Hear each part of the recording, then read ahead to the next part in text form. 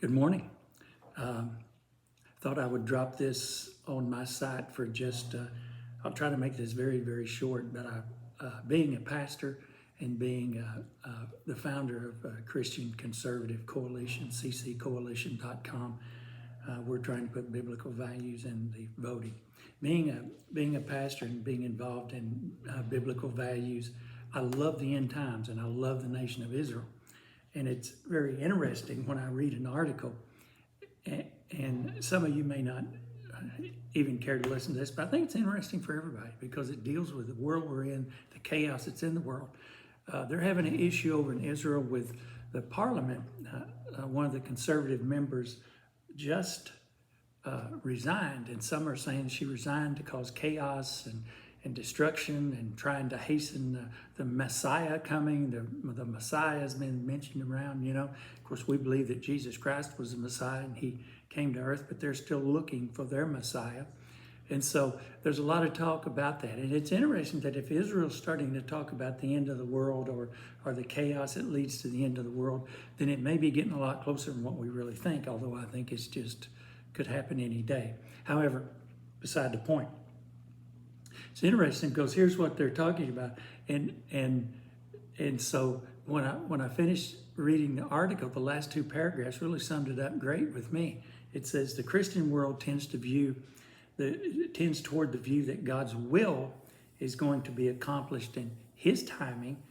What we do, regardless of what we do, in His time, regardless of what we do, and so politics are of little consequence in the grand scheme of redemption. However, the rabbis lean in the other direction, especially in a world where Israel has been reborn as a nation state. Judaism often teaches that the divine can be hastened, delayed, or even altered by man's actions or interventions. And they use the example of Sodom and Gomorrah and God's decision to let Israel wander in the wilderness 40 years. Moses interceded on behalf. He said, I'm going to wipe the people away. Moses said, if you can't save them, you can't save me. And so he stood up in intercession for him. Very interesting idea and very interesting thought. Is the end times coming because it's God's timing?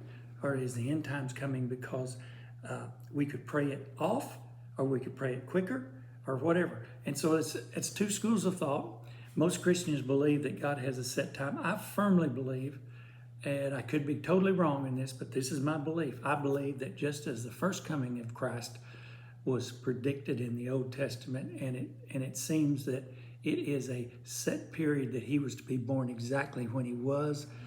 And I believe that his second coming, the rapture of the church, and the tribulation, and then the ensuing return of the Lord to set feet upon the mount there in Jerusalem and to finally take title deed of the earth, is probably something that is set in stone.